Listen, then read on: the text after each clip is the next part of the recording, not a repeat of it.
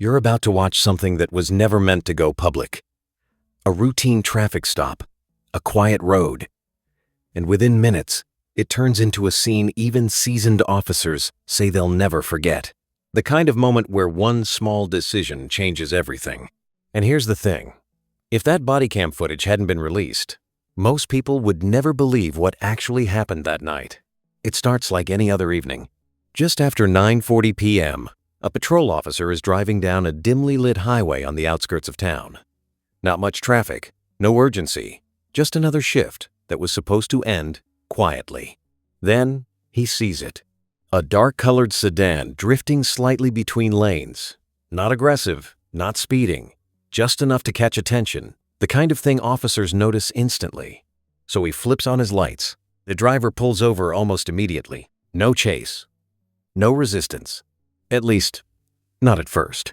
This is the story of how a completely normal traffic stop turned into something no one saw coming, and why people are still debating what really happened after watching the footage. The officer involved had been on the force for over 7 years. Clean record. Known for being calm under pressure. The kind of officer who didn't escalate situations. The driver? That's where things get complicated. A 2-year-old man. No major criminal history. No warrants flagged at the time of the stop. Just another name in the system. But something about him felt off. As the officer steps out of his vehicle, the Bodycam activates automatically. You can hear the faint hum of the engine, the sound of distant traffic, and his footsteps approaching the car. "Evening, sir. The reason I stopped you," before he can finish, the driver cuts him off. "Was I speeding?" His voice sounds controlled. Almost too controlled. The officer pauses for half a second. Not enough for most people to notice, but enough to matter. "No, sir. You were swerving a bit. Everything okay tonight?" There's a silence. Not long. Maybe 2 seconds. But in moments like this, silence says a lot. "Yeah, I'm fine." Short. Quick. Dismissive. The officer nods slightly, but his body language changes just a bit. He leans back, scanning the inside of the car. That's when the first subtle detail shows up in the footage. The driver's hands. They're gripping the steering wheel tightly. Too tightly. Knuckles pale. Fingers locked. "Can I see your license and registration?" The driver hesitates. Again, just for a second. But this time, it's more noticeable. Yeah, of course. He reaches toward the glove compartment, then stops halfway. And that's when the tension really begins. Because from this point on, every movement matters. Every second counts. The officer's tone shifts slightly. Still calm, but more alert. "Go ahead, sir." The driver opens the glove box. You can hear paper shuffling, but the officer's focus isn't on the documents anymore. It's on something else. Something just out of view of the camera. "Sir, what's that?" The question hangs in the air. The driver freezes. And for the first time, his composure cracks. It's nothing. Too fast. Too defensive. The officer steps closer to the door. "Can you step out of the vehicle for me?" Now the situation changes. This is no longer a routine stop. The driver doesn't move. Not immediately. Instead, he exhales slowly. Like he's thinking through something. "Why do I need to get out?" A simple question. But the tone is different now. There's tension behind it. The kind that makes experienced officers cautious. "I just need you to step out of the vehicle, sir." Another pause. Longer this time. Then, finally, the driver opens the door. As he steps out, the Bodycam catches a clearer view inside the car. And that's when everything escalates. Fast. Too fast. The officer reacts instantly. "Hey, keep your hands where I can see them." The driver turns slightly. Not fully. Just enough to create uncertainty. And in situations like this, uncertainty is dangerous. "I'm not doing anything." His voice is louder now, more emotional, more unpredictable. And this is where the story takes a turn that no one expected. Because what the officer saw inside that car wasn't what anyone watching the footage assumed at first. It wasn't a weapon. Not exactly. But it was enough to trigger a response. Enough to make the officer call for backup. Within seconds, you can hear it over the radio. "Dispatch. I need another unit now." The tone is urgent, controlled, but urgent. Backup requests don't come lightly. And now, the situation is officially critical. The driver notices the call, and something shifts again. His breathing changes. His posture stiffens. "Why are you calling backup? I didn't do anything." The officer doesn't answer directly. Instead, he gives another command. "Turn around, hands behind your back." But the driver doesn't comply. Not fully. He takes a step back instead. And that one step changes everything. Because distance creates risk. And risk forces decisions. "Sir, do not move." The officer's voice is louder now, sharper. But the driver keeps talking. "You're making this a bigger deal than it is." And maybe, in that moment, he believed that. Maybe he thought he could talk his way out. But the footage shows something else. Something subtle, but important. His eyes, they're not focused on the officer anymore. They're scanning, looking past him, looking for something. Or maybe someone. And that's when the officer notices it too. Another vehicle, far in the distance, headlights approaching, slowly. At first, it seems unrelated. Just another car on the road. But then, the driver's behavior changes again. He glances toward those headlights, then back at the officer, then back again. And suddenly, nothing feels random anymore. "Sir, who are you waiting for?" The question is direct, unexpected, and it hits something. Because the driver doesn't answer. Not this time. Instead, he smiles. Just slightly. And that smile is what people can't stop talking about. Because it doesn't match the situation. It doesn't match the tension. It doesn't match anything. And right there, you can feel it. Something bigger is happening. Something the officer hasn't fully seen yet. Something that's about to turn this entire situation upside down. The backup unit is still minutes away. The second vehicle is getting closer. And the man standing in front of the officer is no longer acting like someone trying to cooperate. He's acting like someone waiting for the right moment. And in the next few seconds, that moment arrives. But what happens next is where everything spirals out of control.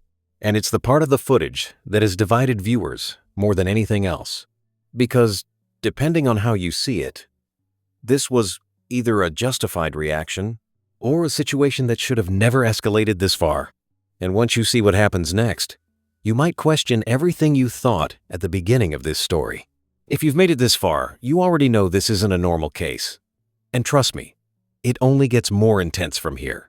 Make sure you're subscribed, because part 2 is where the truth starts to come out, and things take a turn no one was prepared for. The second those headlights get closer, everything changes.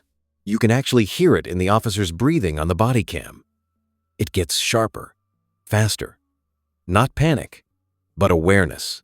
The kind that kicks in right before something goes wrong. The approaching car slows down, not just passing by, slowing, almost like it's watching. The driver in front of the officer notices it too.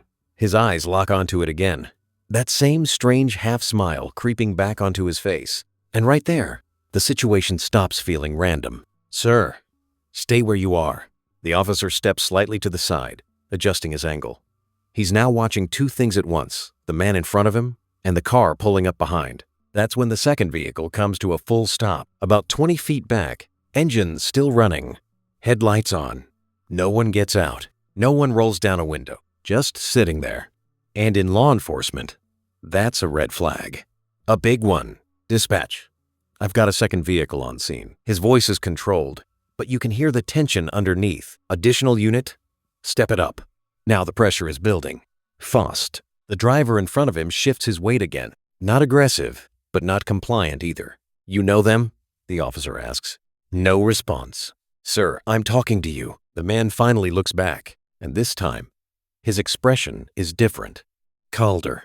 More certain. "They're not here for you." That line, right there, is what changed everything. Because now the officer knows this isn't just a traffic stop anymore.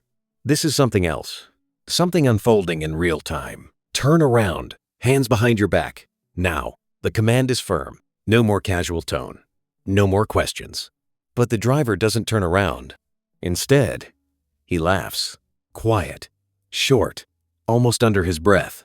And that laugh, it doesn't sound nervous. It sounds like he knows something the officer doesn't. That's when the passenger door of the second vehicle opens. Slowly. You can hear it in the background. A faint creak. The officer's head snaps toward the sound instantly. "Stay in your vehicle," he shouts. But it's too late. A second person steps out, hard to see clearly at first. The headlights are behind them, casting shadows. But you can make out the silhouette. Tall, hood up, hands not fully visible, and walking forward. Not running, not aggressive, just walking. But that alone is enough. "Stop right there. Do not come any closer." Now the situation is on the edge. 3 people, 1 officer. Backup still not there. And no one is fully cooperating. The first driver takes another step back. Now there's more distance between him and the officer. More space, more unpredictability. "You're making a mistake," the driver says. His voice is calmer now, almost confident. And that confidence, it doesn't make sense unless he believes he has control. The second individual keeps walking. Slow, steady, ignoring commands. "Last warning, stop." The officer's voice is loud now, commanding. But there's a shift happening. And you can feel it, because the officer is being forced to split his attention. And in situations like this, divided focus can be dangerous. "Get on the ground," he yells at the first driver. But again, no compliance. Instead, the driver raises his hands slightly, not fully, just enough to look like he's cooperating, but not enough to actually be safe. And then, everything happens at once. The second person suddenly reaches into their waistband. Fast. Too fast. The officer reacts instantly. "Don't." The body cam jerks violently. A loud command. A sudden movement. And then, chaos. You hear shouting, footsteps, gravel shifting under pressure. The camera angle tilts as the officer moves quickly, trying to reposition, trying to maintain control. "Show me your hands." The second person freezes for half a second, then pulls something out. Not a gun, not immediately clear. But in that moment, there's no time to analyze, only react. The officer draws his weapon, and for a split second, everything goes silent. That kind of silence, that only happens right before something irreversible. Drop it. The object hits the ground, a metallic sound, sharp. But the tension doesn't disappear, because now both individuals are moving. Not attacking, but not still either. And movement, in a moment like this, is everything. "Get down." The first driver suddenly turns, not toward the officer, toward the second vehicle, and starts running. That's the breaking point. The officer has to choose, chase or contain, and that decision happens in less than a second. He moves toward the driver, grabs for him. They struggle. The body cam shakes violently now. You can hear both of them breathing heavily, grunting, footsteps slipping on loose gravel. Stop resisting. But the driver isn't trying to fight. He's trying to get away. And that's a different kind of danger, because now control is slipping. Meanwhile, the second individual backs away, slow at first, then faster. And then they run too, in the opposite direction. Now it's a split scene. 1 officer, 2 fleeing individuals, backup still not there, and no clear understanding of what just triggered all of this. The officer manages to get one arm around the driver, pulls him down. They both hit the ground hard. You hear the impact through the body cam. A sharp thud, followed by more struggle. Put your hands behind your back. But the driver keeps twisting, trying to break free. And here's where things get even more complicated. Because as the officer finally gets partial control, as he starts reaching for handcuffs, the camera catches something in the distance. Something small, but critical. The object that was dropped earlier, lying on the road, and now visible, clear enough to identify. It's not a weapon, at least not in the traditional sense, but what it is raises even more questions and changes the entire context of what just happened. Because suddenly, this doesn't look like an attack. It looks like something else, something planned, something coordinated, something the officer walked into without even knowing it. The driver stops struggling for a moment, just long enough to say one thing. "You don't understand what you just stepped into." And that line, that one sentence, is where the story takes a darker turn. Because whatever this was, it wasn't random, it wasn't panic, and it definitely wasn't over. Backup sirens finally start to echo in the distance. Faint at first, but getting closer. And just when it feels like control might finally return, the footage reveals one more detail, one more piece of the puzzle. That makes everything even harder to explain.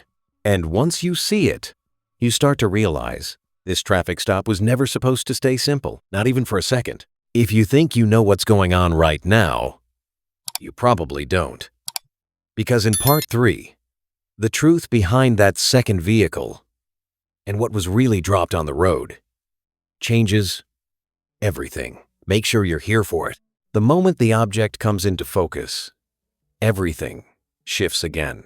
Up until now, it looked like chaos, like a situation spiraling out of control. But this is where people started re-watching the footage over and over again. Because what's lying on the ground isn't a weapon. It's a phone. But not just any phone. It's already recording. The screen is lit up. Camera running, pointed directly at the officer and the driver struggling on the ground. And that detail changes the entire narrative. Because now, the question isn't just what is happening. It's why was this being filmed before anything even happened? The officer doesn't notice it right away. He's still focused on restraining the driver, finally managing to get one wrist secured. "Stop moving!" he shouts. Breathing heavily now. The driver isn't fighting as hard anymore, but he's not panicking either. And that's what makes it unsettling. Because most people in that situation, they'd be scared, desperate, loud. But this man is calm again, almost like he knows something is coming next. "You're too late," he mutters, barely audible, but the bodycam picks it up. The officer freezes for just a split second. Too late for what? No answer. Just silence. And in that silence, the sound of footsteps returns. Not running, not rushing, just steady movement coming from behind. The second individual. They didn't run far. They circled. And now, they're back. But this time, they're not alone.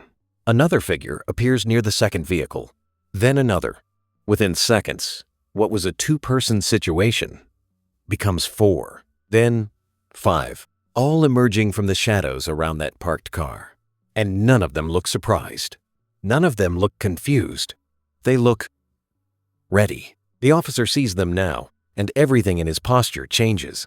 "Dispatch multiple individuals on scene," he calls out, voice sharper than before. "I need units now." The urgency is real now. This isn't a traffic stop anymore. This is a situation he's outnumbered in. Badly. The group doesn't rush him. That's the strange part. They spread out slightly. Not aggressively, but strategically, like they've done this before. "Everyone stay back," the officer commands. One hand still trying to control the driver, the other reaching toward his radio again. No one listens. One of them steps forward, hands visible. "Empty." "Officer, relax," the person says. Calm, controlled, almost rehearsed. "We're just here to make sure everything is documented." That word hits hard. Documented. Because now, the phone on the ground makes sense. The timing makes sense. Even the way the second vehicle arrived. It all starts to connect. "You set this up?" the officer asks, disbelief creeping into his voice. No direct answer. Just another step forward. "We didn't do anything wrong." That's when the driver on the ground lets out a quiet laugh. And suddenly, the officer realizes something critical. He's not just dealing with individuals. He's dealing with a coordinated group. And whatever this is, it's being captured from multiple angles. The body cam, the phone on the ground, and now, at least one more phone in someone else's hand, recording everything. "Put the cameras down and step back," the officer orders. But again, no one complies. Instead, one of them says something that completely changes the tone of the situation. "You already drew your weapon. A pause. You already escalated." And just like that, the pressure shifts. Because now, It's not just about control. It's about perception, about how this moment will look once it's out in the world. The officer glances toward the phone on the ground again. Still recording. Still capturing everything. And for the first time, you can feel hesitation. Not fear, but calculation. Because every move now is evidence. The driver takes advantage of that moment. He twists suddenly. Not to escape, but just enough to disrupt the officer's balance. And it works. For half a second, control slips. That's all it takes. The group reacts instantly. Not attacking, but closing in. Not touching, but surrounding. And now, the officer is in the center. One person restrained. Multiple people recording. And no backup in sight yet. You need to let him go, someone says. Firm. Direct. We're not interfering, another adds. We're observing. But the distance between observing and influencing is getting smaller by the second. The officer tightens his grip on the driver. I'm giving lawful commands. Step back. His voice is louder now, more forceful. But it's not having the same effect. Because this group isn't reacting like civilians caught in a random moment. They're reacting like they expected this exact situation, like they've rehearsed it. The driver speaks again, still on the ground, still partially restrained. You pulled me over for nothing. That's not true. The officer snaps back. You escalated first. Another voice from the group adds quietly. We got it all on video. And there it is. The real weapon in this situation. Not a gun, not a knife, but narrative. Control of the story. Control of what people will believe. Sirens grow louder now. Finally, backup is close, and you can feel the shift again. The group hears it too. They exchange quick glances. Subtle, but coordinated. Time's up, one of them says under their breath. And just like that, the energy changes. The pressure eases slightly, but the tension doesn't disappear, because whatever their goal was, it's already been achieved. The footage, the interaction, the escalation, it's all been captured. The officer manages to fully secure the driver now. Second, cuff lock. Control regained, at least physically. But mentally, the situation is far from over. Because now, he's realizing something deeper. This wasn't about resisting a traffic stop. This wasn't about running. This was about creating a moment. A moment that could be replayed, analyzed, debated, and possibly misunderstood. Backup vehicles finally pull in, lights flashing, officers stepping out quickly, assessing the scene. The group begins to step back now, not fleeing, not resisting, just disengaging, like they're done, like the scene has reached its conclusion. One of the backup officers looks down at the phone on the ground, still recording, still pointed directly at everything. Whose phone is this? He asks. No one answers. Of course, because that question doesn't matter anymore. What matters is what's on it, and what people will see. The original officer stands up slowly, catching his breath, looking around, taking it all in, and for a moment, you can almost feel what he's thinking, how quickly everything spiraled, how calculated it now seems, how a simple traffic stop turned into something much bigger, something he may not fully understand yet. The driver, now in cuffs, looks up at him one last time and says quietly, "Go ahead, explain it." And that line is what stayed with people. Because explain what? The stop? The escalation? Or the fact that this entire situation may have been engineered from the very beginning? In part 4, everything comes out. Who these people were, why they were there, and what happened after the footage was released to the public. Because once this video hit the internet, nothing stayed quiet for long. And the truth? It's not as simple as it looks. By the time the backup officers fully secure the scene, the damage is already done. Not physical damage, something else. Something harder to control. Because within hours, that footage is no longer just evidence. It's online, clipped, edited, shared, viewed thousands of times before sunrise. And by the next day, millions. What started as a quiet roadside stop is now a national conversation. People aren't just watching it, They're choosing sides. Some say the officer overreacted. They point to the moment he raised his voice, the second he reached for his weapon, the commands that escalated the tension. Others say he was set up, that the second vehicle, the timing, the recording devices, it all feels too coordinated to be random. And that's when the deeper investigation begins.